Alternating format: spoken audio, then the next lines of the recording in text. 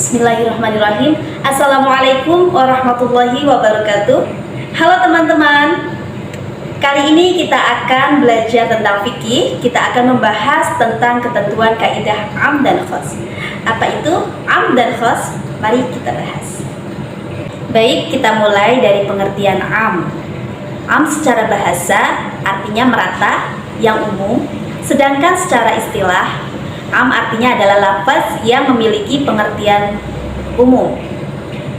Semua yang termasuk dalam pengertian lafaz itu, atau dengan pengertian lain, am adalah kata atau lafaz yang memberi pengertian umum, meliputi tentang segala yang terkandung dalam kata itu dengan tidak terbatas. Contoh pada surat Al-Asr ayat 2 yang berbunyi innal insana lafi khusr. Innal insana, sesungguhnya manusia berada dalam kerugian. Jadi kata insan ini menunjukkan kepada semuanya, semua yang disebut manusia, makhluk yang disebut manusia. Selanjutnya yaitu bentuk lafaz am. Lafaz am terbagi menjadi 8. Pertama, lafaz kullun dan jami'un. Contohnya pada surat Al-Ankabut ayat 57. Kulun, yaitu kullun nafsin dha'iqatul maut. Kulun di sini artinya tiap-tiap, setiap yang bernyawa akan merasakan mati. Itu artinya mencakup seluruh makhluk Tuhan yang memiliki nyawa. Yang kedua adalah lafaz mufrad yang dimakrifatkan oleh al. Contohnya pada Quran surat An-Nur ayat 2, yaitu az-zaniyatu, kata az-zaniyatu. Suratnya berbunyi az-zaniyatu waz-zani fajlidu kullu wahidin minhuma mi'ata jaldah. Pezina perempuan dan pezina laki-laki, deralah masing-masing dari keduanya 100 kali. Artinya semua pezina, baik itu laki-laki maupun perempuan, itu wajib mendapat hukuman dera 100 kali. Yang ketiga adalah lafaz jama' yang dimakrifatkan oleh al. Jama' ini adalah kata yang memiliki makna banyak. Contohnya pada surat Al-Baqarah ayat 288 yang berbunyi wal mutallaqatu yatarabbasna bi anfusihinna thalathata quru. Artinya, dan para istri yang diceraikan wajib menahan diri mereka menunggu 3 kali quru. Kata al-mutallaqatu yang berarti dan para istri yang diceraikan itu merujuk atau menunjukkan kepada para istri-istri yang diceraikan. Yang keempat adalah lafaz mufrad dan jama' yang dimakrifatkan dengan idhofah. Contohnya pada Quran surat Al-Baqarah ayat 231. Wadhkurullaha ni'matallahi 'alaikum. Artinya ingatlah nikmat Allah kepada kamu. Kata nikmatullah tidak mencakup hanya harta saja, tapi mencakup segala nikmat yang telah Allah berikan kepada kita. Contohnya ada nikmat sehat, nikmat menuntut ilmu. Yang kelima ada isim mausul atau kata sambung. Ada alladzina, alladzi, allati, dan allai.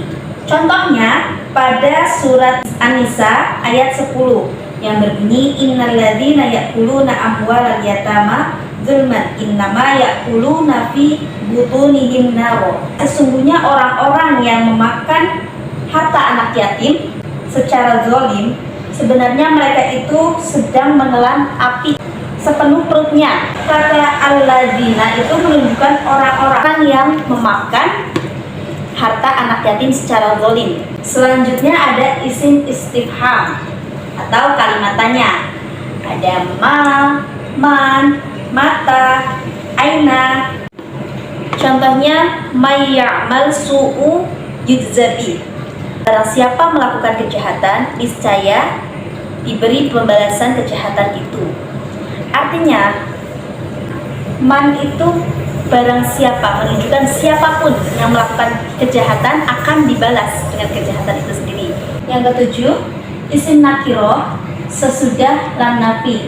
Contohnya seperti sabda Rasulullah SAW, la hijrata ba'dal fathi, tidak ada hijrah setelah penaklukan kota Mekah. Maksudnya bahwa perpindahan seorang muslim dari negara non-muslim ke negara muslim itu tidak disebut sebagai hijrah. Nah, yang terakhir ada lafaz-lafaz yang meliputi kata ma'syara, ma'asyira, amah, dan kafah, yang artinya adalah semua.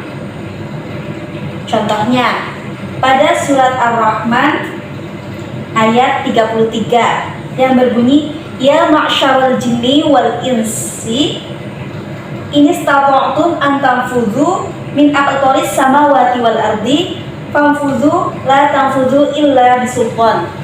Hai jamaah jin dan manusia, jika kamu sanggup menembus, melintasi penjuru langit dan bumi, maka lintasilah.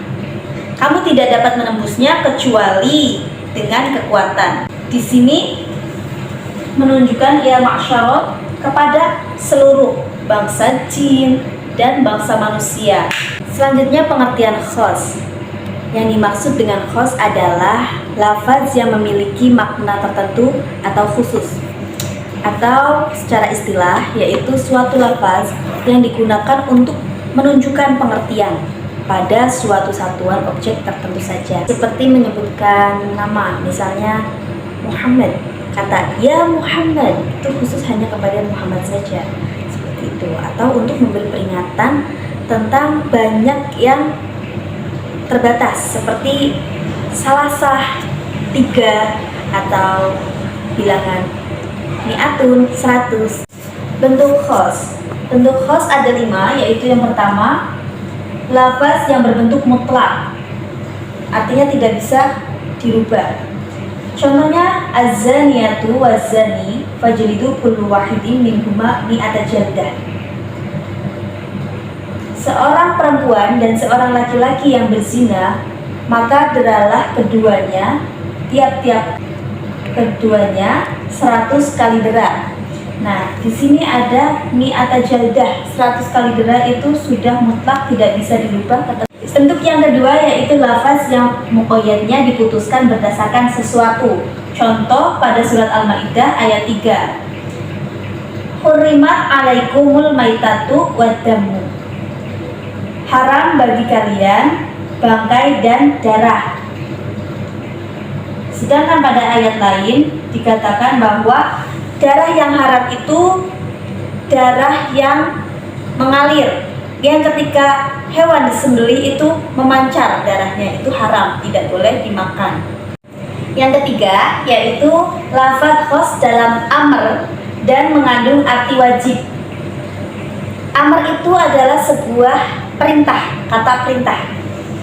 Contohnya dalam surat Al-Maidah ayat 38, wasariqu wasariqatu faqta'u aydiyahuma. Adapun orang laki-laki atau perempuan yang mencuri, maka potonglah tangan keduanya.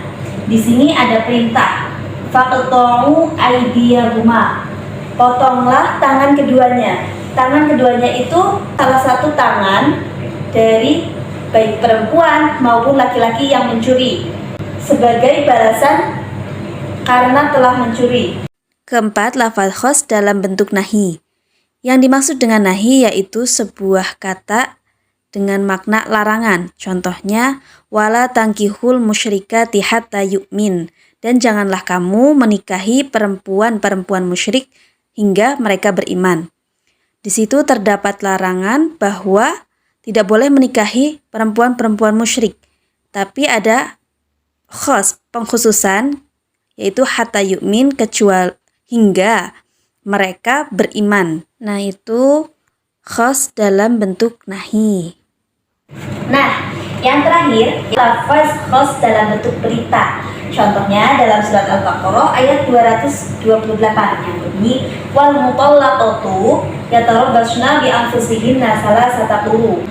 Dan para istri yang ditalak hendaknya menunggu dengan menahan diri selama 3 kuru. Di sini sudah ditentukan, yaitu salah satu kuru. Hendaknya seorang yang diceraikan itu menunggu sesuai dengan ketetapan Allah, yaitu 3 kali kuru atau 3 kali suci. Nah, itu dia pembahasan tentang am dan khos. Semoga bermanfaat bagi teman-teman semua.